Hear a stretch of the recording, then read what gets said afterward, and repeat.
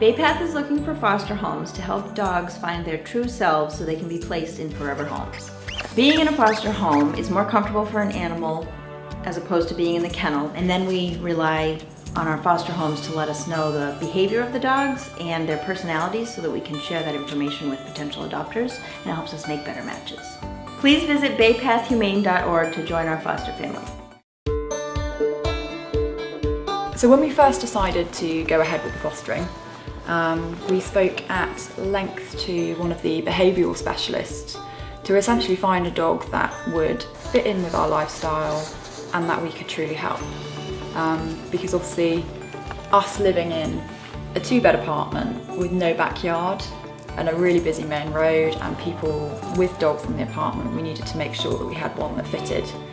So it was a really, really interesting part of that fostering process to actually ensure that we had a dog that fitted well with us.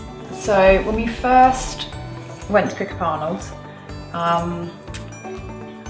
we were honestly quite shocked. We walked into the room where he was being boarded, and we just saw this little bundle of cowering flesh, essentially.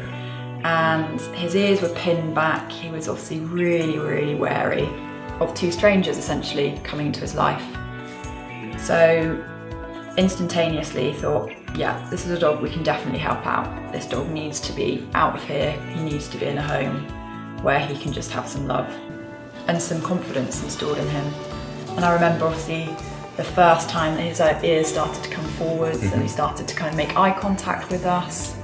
It was really, really gratifying to see that actually he trusted us enough to come up to us and show us some kind of protection. Yeah, absolutely. Completely selfish point of view, that was one of the concerns that I had when I first started fostering, is how much time is this going to consume?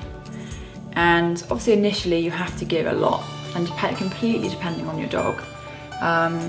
There are hard times. When Arnold first came here, I was on the sofa most nights because he was crying, because he wasn't settled in our home.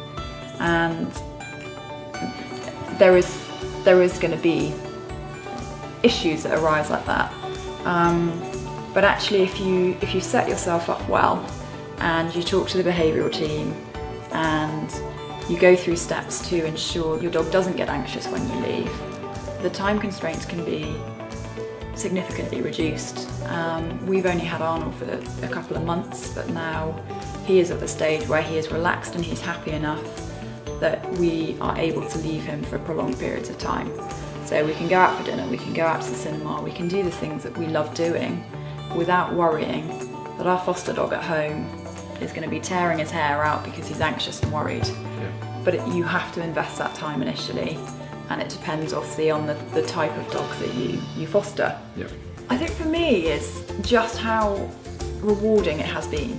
I knew it would be incredible to foster a dog and to see them go home for the first time. But actually knowing how much help that you are giving these dogs has been life-changing. The first time that Arnold, like I say, pricked his ears and actually came to us and wagged his tail was incredible. It really melted my heart to think that he had become that comfortable with us and, you know, opened his heart up to us.